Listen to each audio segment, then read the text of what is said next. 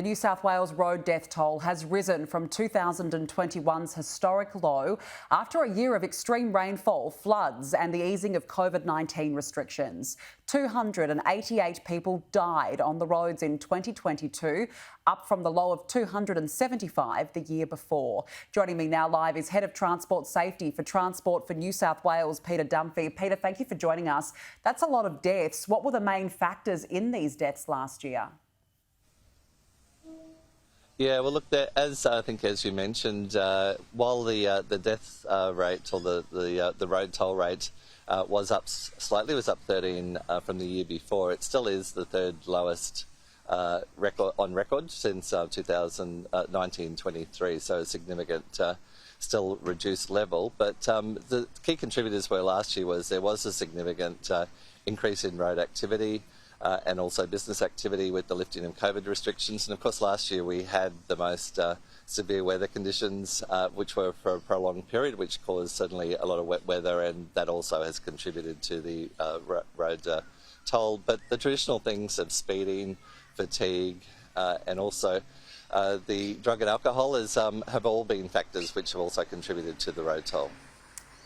You mentioned that a lot more people are, of course, back on the roads again, given that life is somewhat returning to normal. How does the 2022 death toll compare to that pre-pandemic average? Yeah, so it's significantly lower. As I said, we for the last 3 years we've had a road toll in New South Wales below 300. Traditionally, before the pandemic, it was in the mid 300s. So certainly we are on track to achieve our target, which is to reduce road fatalities by 50% by 2030. So we're still trending in the right direction, and we still have introduced a number of initiatives to continue to see that decline in the road fatality rate in New South Wales. You mentioned the wet weather as well. I note that about 70 people lost their lives due to those conditions. So that's a jump of 44 in 2021.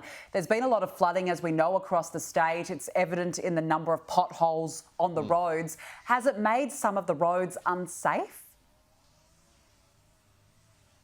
Certainly, people need to drive to the conditions, and certainly the deterioration of some of the roads because of the severe weather has led to issues in terms of road safety, and we have been advising people to certainly plan their trips and ensure that they're aware of the conditions on local roads, but also to be aware that there are going to be an increase in potholes and road damage following those severe weather events. So that has been something that's been a contributor. What is being done to help reduce road deaths? Yeah, so we have the Road Safety Action Plan for 2026, which is a 5-year plan. There are a whole range of initiatives, whether it's through the Safer Roads Infrastructure Program, which is rolling out safety improvements across regional and metropolitan roads. We've got the continued programs that we have with school crossing supervisors, and also with improvements and upgrades around schools. There's a whole significant media campaign, again, to change behaviours and draw people's attention to road safety.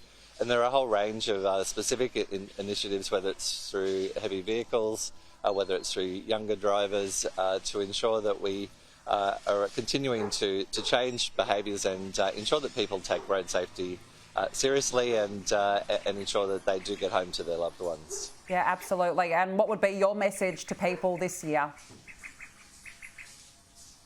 Yeah, look, the key thing is don't be complacent. We don't want you to become one of the statistics. There's a couple of really simple things that people can do, whether that's if you're drinking, have a plan B. If you're fatigued, don't drive. Ensure that when you are on the road that you observe the speed limits, and also ensure that you put away your mobile phone so you don't have those distractions. And if you are travelling a long distance, plan those trips. You can certainly get really useful information on our livetraffic.com app and website to help you plan a safe trip. Some really good advice, Peter Dunphy. Thank you very much for joining us this morning.